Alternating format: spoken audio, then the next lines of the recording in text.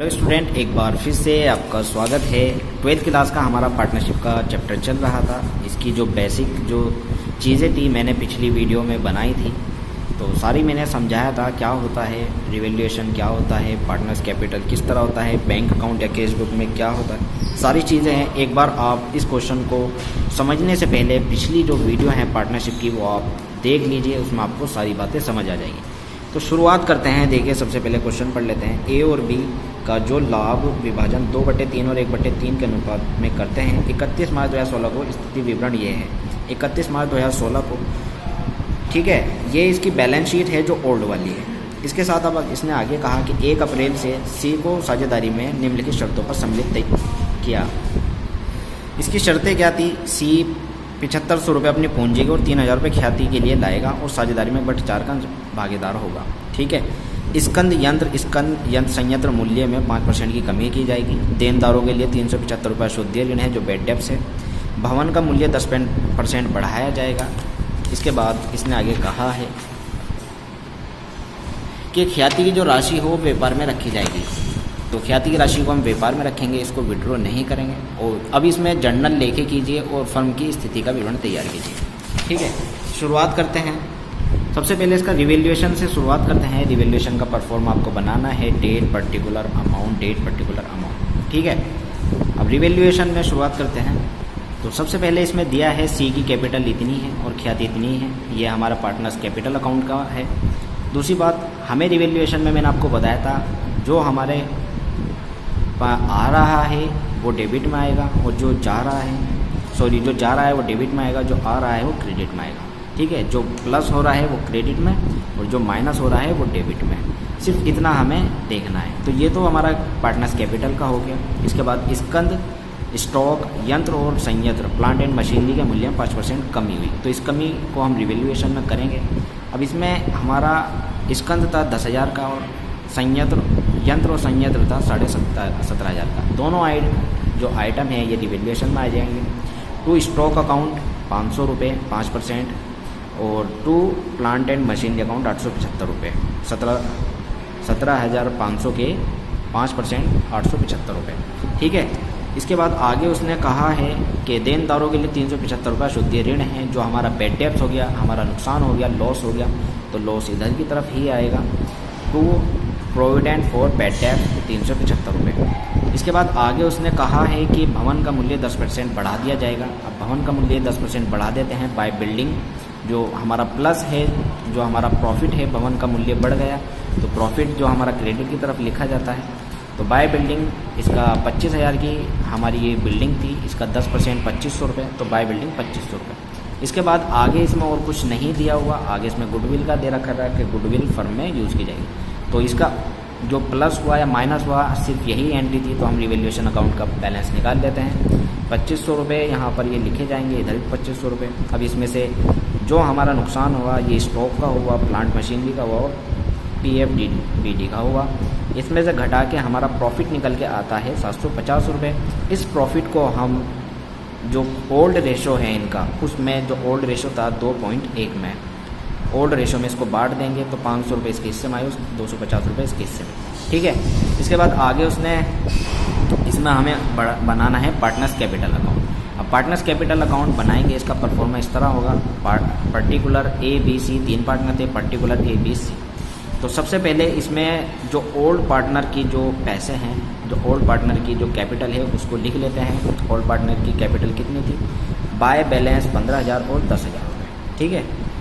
इसके बाद आगे उसने कहा है कि जी सी की भी कैपिटल लिख लेंगे। सी कैपिटल लाया था 7500 रुपये और 3000 ख्याति के लाया था गुडविल के। तो सी की capital by cash account cash में लाया था 7500 रुपये, जो सी के खाते में लिख दिए।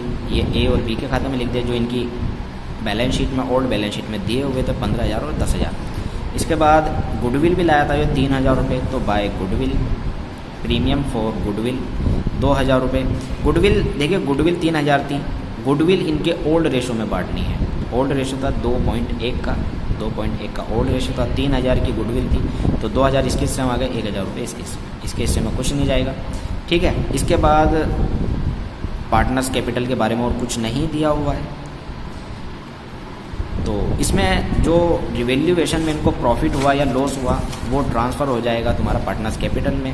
रिवैल्यूएशन में इनको प्रॉफिट हुआ था ए को 500 रुपये और बी को 250 रुपये, तो रिवैल्यूएशन में इनका प्रॉफिट लिखा जाएगा बाय रिवैल्यूएशन प्रॉफिट के नाम से। ए के हिस्से में 500 रुपये और बी के हिस्से में 250 रुपये। अब इसका बैलेंस निकाल लेते हैं। तो 17,500 इस तरफ का आया, 11,250 इस तरफ का आया, 75 रुपये इस तरफ का आया। इस तरफ की कोई एंट्री नहीं तो सीधा बैलेंस सीडी निकल जाएगा 17,500, 11,250 और 75 रुपये। तो अब इनकी कैपिटल जो हमने रिवैल्यूएशन करी है 17,500 रुपये इसकी आई है, 11,250 इसकी आई और 75 रुपये इसकी आई। अब इसका हम बनाते हैं कैश अकाउंट। कैश अकाउंट क्या होगा? सबसे पहले कैश में हमें क्या रिसीव हुआ था देखते हैं। सी से 75 रुपये और गुडविल के 3,000 रुपये। लेकिन एक इसमें पॉइंट दिया था कि गुडविल हमको फर्म में रखनी है, इसलिए कैश अकाउंट में नहीं आएगी गुडविल। ठीक है, तो सीज कैपिटल 75 रुपये।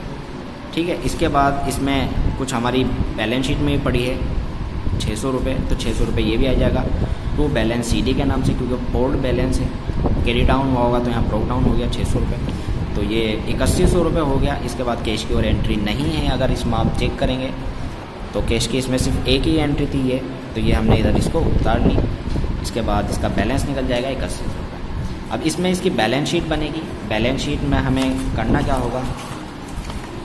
बैलेंस शीट का परफॉर्मा ये लाइबिलिटी हो गई, ये एसेट हो गई। तो सबसे पहले आप कैश निकालेंगे। कैश का कितना बैलेंस आया था? 8100 रुपये आया था ये ना, तो 8100 रुपये कैश लिख लिया। उसके बाद बिल्डिंग के 25,000 की बिल्डिंग थी, 10 रुपये एप्रिसिएशन हुआ, बढ़ गए थे, तो 27,500 की हो गई बिल्डिंग। प्लांट एंड मशीनरी 17,500 की थी, इस पर डेप हो गया था हमारा 875 रुपये, 16,225 रुपये। बाई फिर स्टॉक है 10,000 का, स्टॉक भी हमारा डेप्रिसिएशन हुआ था 500 रुपये, 9500 का रह गया। और जो डेटर्स थे हमारे 4850 के, अब वो 375 इसमें बेड डेप्स हो गए थे, तो ये घटा के 4475 रुपये होगा। तो हमारा बिल्डिंग आ गया, संयंत्र एवं यंत्र एवं संयंत्र आ गया, स्टॉक आ गया और डेटर्स आ गए और कैश भी हमारा शुरू में आ गया। तो ये तो हमारी पूरी खाली हो गई। अब इसके बाद हम लाइबिलिटी की तरफ जाएंगे। सबसे पहले कैपिटल दी है, तो कैपिटल हम जो इनकी नई निकाल के आई है कैपिटल, ये वाली कैपिटल उतारेंगे तो कैपिटल अकाउंट के नाम से। तो 17,500 रुपये इसकी होगी जो यहाँ पर निकल के आई थी, तो 17,500 इसकी होगी, 11,250 इसकी होगी और 7500 रुपये इसकी होगी। ठीक है, क्रेडिटर इसमें दिए हुए हैं 32,950 के। क्रेडिटर अगर हम लिखते हैं तो 32,950, तो दोनों का इसका बराबर आता है 69,200, 69,200। इसमें हमें जर्नल एंट्री भी दी हुई थी। जर्नल एंट्री किस तरह बनेगी? देखिए, रिवैल्यूएशन अकाउंट की जर्नल एंट्री जो आती है, क्या हमारे पास प्लस हुआ क्या माइनस हुआ, उसकी जर्नल एंट्री आती है। तो सबसे पहले अगर हम जर्नल एंट्री को देखें, कैश रिसीव हुआ था 7500 रुपये और गुडविल के 3,000 रुपये। तो सबसे पहले इसी की एंट्री होगी, cash account debit to C's capital account 7500 रुपये टू प्रीमियम ऑफ गुडविल 3,000 रुपये। टोटल 10,500 रुपये कैश हमें रिसीव हुआ था। Being cash brought in by seize capital and premium for goodwill. ठीक है, इसके बाद हमें यहाँ डेप लगा था इस स्टॉक पे और प्लांट एंड मशीनरी पे, तो इसका डेप निकालेंगे।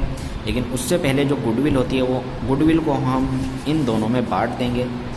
तो गुडविल को बांटेंगे, प्रीमियम फॉर गुडविल अकाउंट 3,000 रुपये जो ये थी, अब इसको दोनों में ओल्ड रेशो में बांट देंगे।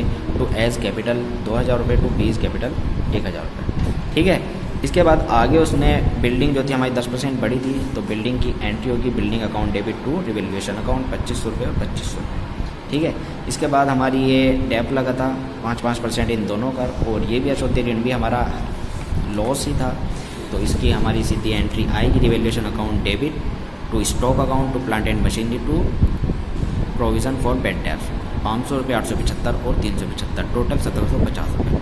हमारा जो इसका प्रॉफिट निकल के आया था 750 रुपये निकल के आया था।